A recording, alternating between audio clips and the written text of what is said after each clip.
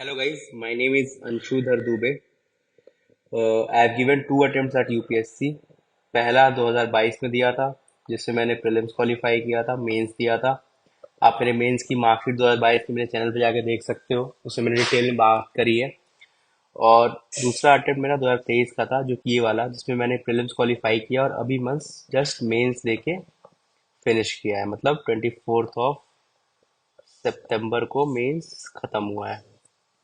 तो अभी मैं मतलब मेरा मेंस का एक्सपीरियंस शेयर करने में थोड़ा लेट हो गया, क्योंकि पहले तो मेंस खत्म करने के बाद इतनी टायर्डनेस रहती है कि आदमी का 2-3 दिन कैसे बीत जाता है पता नहीं चलता है। दूसरी चीज़ उसके बाद मुझे वायरल इन्फेक्शन हो गया और अभी भी उसका थोड़ा मतलब इफेक्ट है, तो इसलिए थोड़ा लेट हो गया। बट नेवरदलेस मैंने सोचा कि अभी मैं अपना एक्सपीरियंस शेयर कर देता हूँ कि पिछले 2022 के मेंस के हिसाब से 2023 का मेंस कैसे डिफरेंस था और मेरा क्या एक्सपीरियंस था। बाकी मेरे टेलीग्राम ग्रुप का लिंक जो है डिस्क्रिप्शन में है, वो जाके ज्वाइन कर लो। आप लिख के सारे डाउट्स क्लियर हो जाएंगे। मैं टाइम टू टाइम सेशन लेता रहता हूँ उसमें डाउट क्लियरिंग। और आपको बहुत सारे एक्सक्लूसिव डॉक्यूमेंट्स मिलेंगे यूपीएससी से रिलेटेड, तो प्लीज़ जाके डिस्क्रिप्शन में लिंक पे ज्वाइन कर लो। तो अब बात कर लेते हैं कि हाउ वाज माय 2023 मेंस। तो एसए के पेपर के बारे में मैंने अपने चैनल में डिटेल में बात कर रखी है, आप जाके वीडियो देख सकते हो। एसए 2023 मेरा कैसा गया, कैसे मतलब पेपर आया था, क्या क्वेश्चन आया था, तो उसमें मैंने बात कर रखी, वो जाके आप देख सकते हो। बट मतलब फॉर रेफरेंस मैं बता देता हूँ, इस बार का एसए का पेपर जो है इजी टू कॉम्प्रिहेंड था। मतलब कोई भी ऐसे टॉपिक नहीं थे जो आप पढ़ के समझ ना पाओ, बहुत बेसिक टॉपिक्स थे। और जब भी ऐसे कोई टॉपिक्स आते हैं तो सबके पास कंटेंट पर्याप्त होता है लिखने के लिए। मेरे पास भी था और सबके पास था।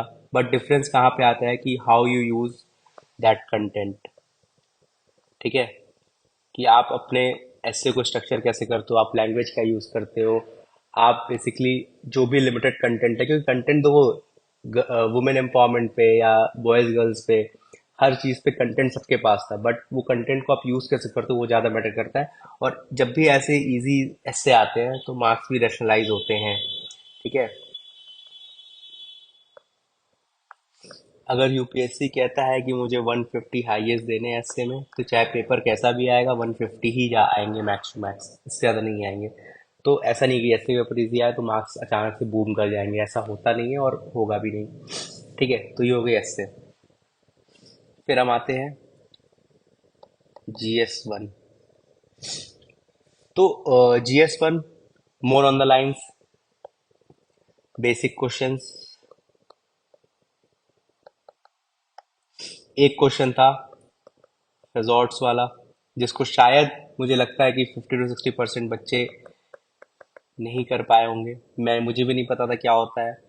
तो मतलब मुझे ऐसा लगता है कि 50 to 60% बच्चों को नहीं पता था, क्योंकि लैंड फॉर्म्स का टॉपिक है, अब बहुत कभी मतलब लैंड फॉर्म्स यूपीएससी पूछता है, बट पूछ लिया तो कुछ कर नहीं सकते। तो एक ये क्वेश्चन था जो आउट ऑफ द बॉक्स था, बाकी और कोई ऐसे क्वेश्चन नहीं थे जो आउट ऑफ द बॉक्स थे, इजी क्वेश्चंस थे।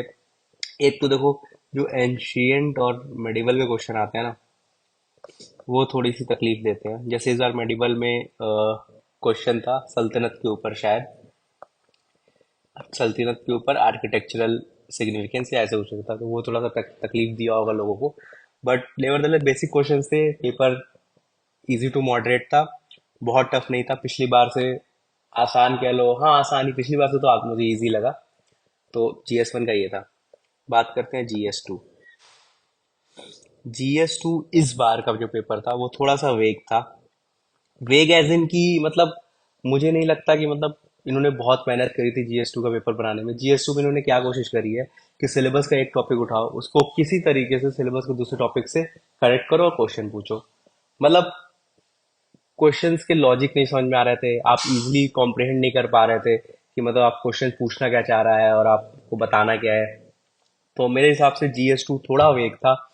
आई नॉट से कि मतलब पूरा आउट ऑफ द बॉक्स था, बट थोड़ा वेग था पिछली बार के मुकाबले। पिछली बार बहुत इजी टू मतलब कॉम्प्रिहेंड टॉपिक्स, पिछली बार बहुत इजी टू कॉम्प्रिहेंड क्वेश्चंस थे। इस बार ऐसा नहीं था, इस बार थोड़ी वेगनेस थी। क्वेश्चंस आसान नहीं थे समझने कि किस में क्या लिखना है, कैसे लिखना है, तो थोड़ा सा जीएस 2 वेगनेस की तरफ है। But I don't think so कि इसकी वेगनेस बहुत मार्क्स में मैटर करेगी। अगर भाई जीएस 2 में ज़्यादा सबके आते हैं तो इस बार भी ज़्यादा ही आएंगे। तो ऐसा था, मतलब मुझे पिछली बार से थोड़ा वेग लगा पेपर GS2 का, कुल मिला के ये है। GS3, GS3 का पेपर पिछली बार से बहुत इजी था। नो वेग क्वेश्चंस, कोई भी फालतू क्वेश्चंस नहीं थे, डायरेक्ट क्वेश्चंस थे। और पेपर GS3 का कंपेरेटिवली इजी था। ठीक है, तो GS3 इस बार बहुत ही मतलब बेसिक क्वेश्चंस थे, जो भी एक्सपेक्टेड क्वेश्चंस थे वही आए थे, एक दो को छोड़ दो। तो कुल मिला के 2022 से अगर हम देखें तो इस बार का GS3 का पेपर काफी आसान था। ठीक है, फिर आता है GS4। अब GS4 इस बार का पेपर था, थोड़ा इजी था। इजी एज इन, सबसे जो मतलब सबसे पहली जो चीज थी वो थी जो क्वेश्चंस थे, मतलब जो 13 क्वेश्चंस होते हैं 10-10 मार्क्स वाले, वो सबसे अच्छी बात ये थी या तो एक लाइन में थे या दो लाइन में थे। ठीक है, 2022 में क्या हुआ था कि जो ये 1 से 13 वाले क्वेश्चन थे 10 मार्क्स वाले, वो 4-4 5-5 लाइन के थे। तो पढ़ने में और कॉम्प्रिहेंड करने में आधा टाइम चला जाता था। बट इस बार ऐसा नहीं था, इस बार सिंगल लाइनर क्वेश्चन थे और सीधे डायरेक्टली आस्क क्वेश्चन थे कि ये बताओ ये बताओ ये बताओ। तो इस वजह से GS4 थोड़ा सा इजी हो गया। लेंदी तो GS4 रहता ही है, बट पिछली बार से कंपेयर करें तो कम लेंदी था। और रीजन केवल यही था कि क्वेश्चंस वन लाइनर थे, क्वेश्चंस पढ़ने में बहुत टाइम नहीं जा रहा था। ठीक है, तो GS4 इजी था पिछली बार के मुकाबले। ठीक है, फिर आता है लैंग्वेज पेपर्स। मेरा हिंदी था और इंग्लिश तो कंपलसरी है।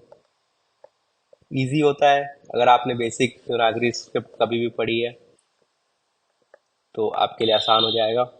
हिंदी बहुत टफ नहीं होता है, 75 मार्क्स लाने होते हैं 300 में से, तो इतने तो आपके एस्से और पीसी राइटिंग में ही आ जाते हैं।